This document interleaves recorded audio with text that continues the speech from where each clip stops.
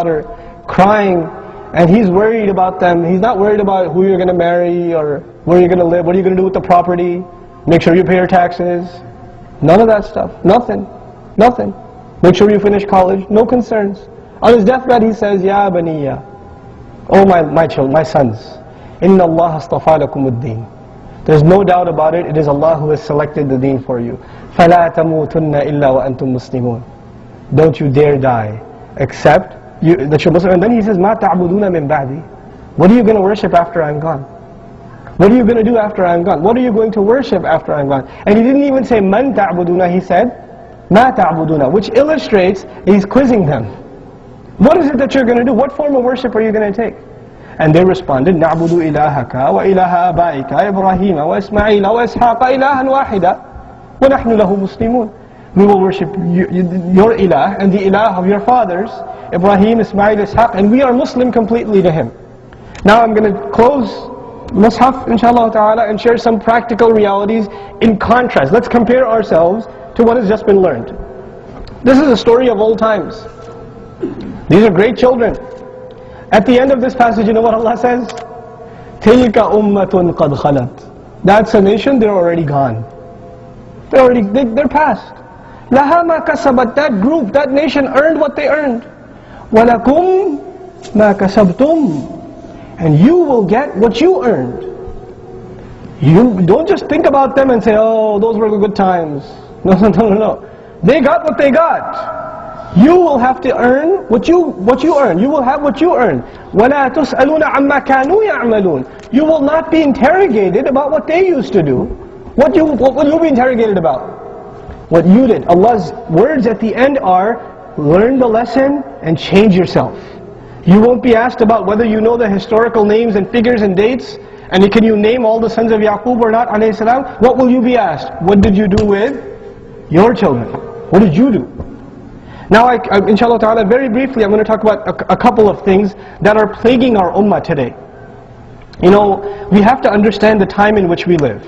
If we want to understand the teachings of our deen, we have to understand Quran and Sunnah, and we also have to have a good understanding of when we are living, where we are living, what is around us, what's happening in the society around us. That actually happens to be a statement of Ibrahim alayhi salam that we find, that a man must know the age in which he lives. This is something we're supposed to do. We're supposed to be aware of our surroundings. You know, the Muslims today, the vast majority of them have lost touch with their religion. And they've become more concerned with the practices of their tradition of the family than they are with the religion. Okay, they're more concerned with their culture than they are with the religion. So when their young son or daughter becomes a little bit religious and says, I want to get married, but I want the nikah to be in the masjid, the father says, what are you, crazy? We don't do that in our family. We'll get a hall. And the son says, or the daughter says, I want the gathering to be separate. I don't want men and women mixing. No, we don't do that in our culture. This is extreme. You're turning into a crazy person. So don't be crazy like that. That's not how we do things in our family. That's not our tradition. Have you heard that before? That's not our tradition. Okay, that's not your tradition. If you're, for example, from the Indo-Pak or the Arab society, right? That's not your tradition. But what about your fathers and their fathers and their fathers and their fathers? If you go back 7 or 8 generations, your great-great-great-great-great-grandfather would have said the same thing that this youth is saying. So whose truth is the tradition? Who's upholding the tradition? And who's defying the tradition? These ideas of we don't do things this way, we don't act like this. This is the hypnosis that the colonizers put on the ummah of Islam. They came and put these clothes on us. They taught us how to eat with a fork and spoon, right? To know that English is the language of the dignified and Arabic is the language of people who don't really get a good education, right? They taught us this stuff. And then we got so hypnotized into thinking this is our way. This is our way. SubhanAllah. We have to have a sense of dignity for who we are, for what our legacy is. Our legacy is not 50 years old. And this is the other thing that happened to this ummah. It is part of our problem today. We think our history, those of you that are from Pakistan, oh, we're a tradition of 50 years ago, or 70 years ago, right? Or we're a 100-year-old country, we're no, we're a 1400-year-old plus ummah. Those lines were not drawn by Muslims. Who were they drawn by? By kuffar, by the enemies of Islam. Don't think that's our tradition. Our tradition is much bigger than that. Don't limit yourself. Now, having said all of that, let's come back to the United States where we live. And our children, yes, our children are being raised in this society. They're being raised literally as Americans. You like biryani and baklava and whatever you like, they like pizza. You don't like pizza, right? They like a cheeseburger. You can't stand it. And the things that you laugh at, they don't laugh at. And the things you eat for sweets, they're allergic to. They'd rather have a candy, a chocolate bar, or something, right? It's a different culture. What they like to eat, how they speak, how they entertain themselves is different from you. The elders are sitting together and they're listening to poetry from old times and going, oh, that's good stuff. And their youth, I don't know what they're talking about, man. I have no idea. And he's got 50 Cent on, or, you know, different worlds. Two completely different worlds. So now not only do we have a generation gap between ourselves and our children, we have a continental gap. Right? Our parents are from a different continent, a different world, where things work entirely differently. But what's happened, and this is my assessment of it, what's happened is, when we come to the United States, we've built these masajid, alhamdulillah, may Allah reward those, we put even a penny in the building of the masajid, because if it wasn't for the building of the masajid, we would not be sitting here today. There would be no da'wah of Islam. So we ask Allah to reward the people who spend even a penny for the sake of Allah in building His house. Right? So this is a great contribution to this ummah. But then what happened is the problem too. Let's talk about the problem too. Let's not only talk about the good, let's talk about the bad too. So we built our masajid, and then right now when you turn on Sinat, it's America. And when you turn into the parking lot and you park your car, now we're in Pakistan. And when you enter in here, it's Cairo or Lahore or Hyderabad in here. We've left America. We're in a different country here. Right? And we act that way too. You would never do the things you would do in a masjid bathroom, in any other bathroom.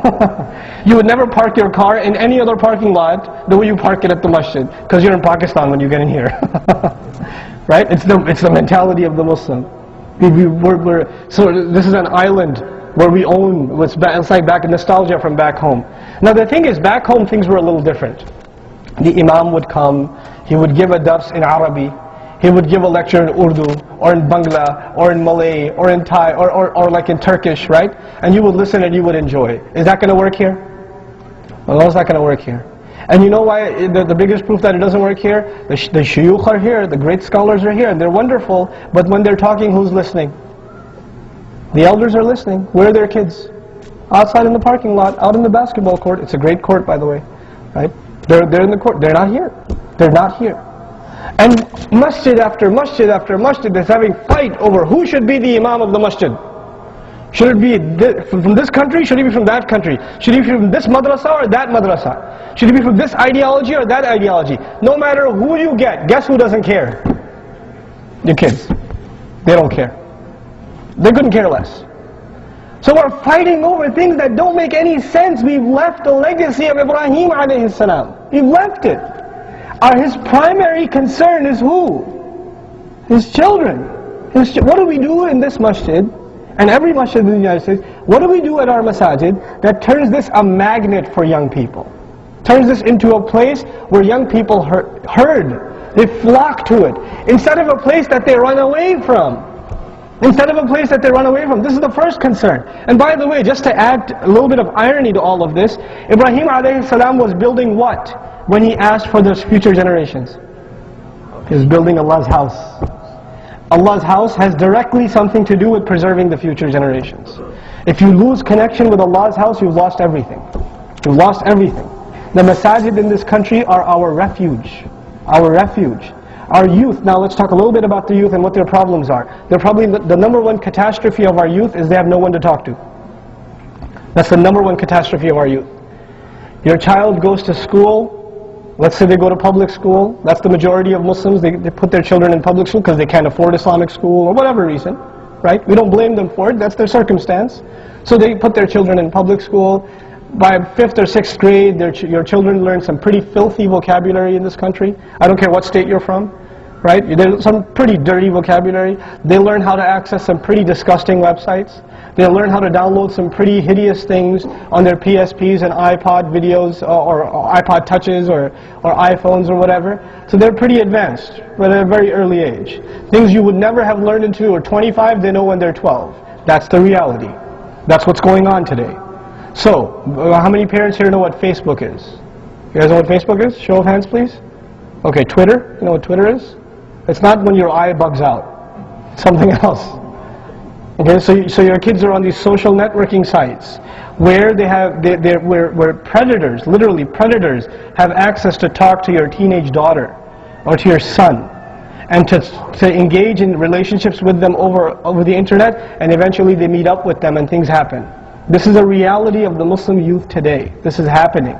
We shouldn't close our eyes to it. We need to open our eyes to it. And you say to yourself, nah, not my kids. Nah, no, please, wake up. And some basic solutions before we talk about the bigger picture and what we need to do at the masajid, some basic solutions: do not have open access internet at home, especially when you have children under the age of 12. Do not. That is a horrible idea. Do not give your children a laptop. Do not give them a machine, a phone that has anything but phone numbers. No texting. Don't give them text message phones. Don't give them internet access phones. You are asking for trouble. You are asking for trouble. You will regret what you did later on. You think you got them these things because you love them. You are destroying them. You are destroying them. They are not smart enough to figure out, I shouldn't be doing that or I shouldn't be doing this. Don't assume that they will make all the good decisions because you come from a nice family. Please don't fall into that trap. For Allah's sake, take those things away. There are other ways to entertain your children. So this is the first thing. When your children become teenagers, by the way, which happens a lot, right? Our children become teenagers. And as I travel the country, you know what happens with a lot of parents? They come to me and they say, I have a teenage girl. I have a teenage boy. I want you to talk to him. This has happened to me hundreds of times.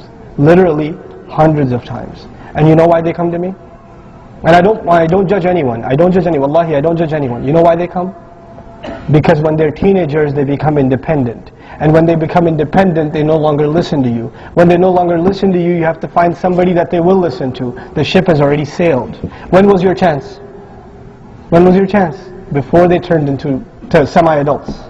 That was your chance. Don't lose that opportunity. The thing that we have to learn here is we're in a different world. The way you deal with your children back home is not the way you deal with them here. They're two different things.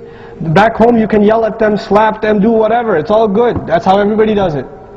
Over here you yell at them a little, they'll go and talk, yeah, my dad, he's total loser. They'll talk about you like that. They will. Among the friends, they will talk. I used to run a Sunday school. I was the head of a Sunday school, and my primary job, you know what it was? It was to be a spy. That was my it wasn't curriculum, or am I teaching Aqidah, or what textbooks to order. No. That will come later. Let me go around during recess and spy on the conversations these kids are having. My mom let me buy an NC-17 video game, and I'm only 8. She loves me. No, she doesn't. I have Grand Theft Auto, whatever, 85 now, right? Did you see that movie? It's PG-13, but I still got to go see it. Or it's rated R and I've seen it. We even have the DVD at home. This is what the kids are talking about. You're messing your kids up. You think you love them? This is love? This is what Ibrahim alayhi salam, would he approve of anything near this? Anything near this is concern for children? Wake up. Really, wake up. We've exposed our children to things.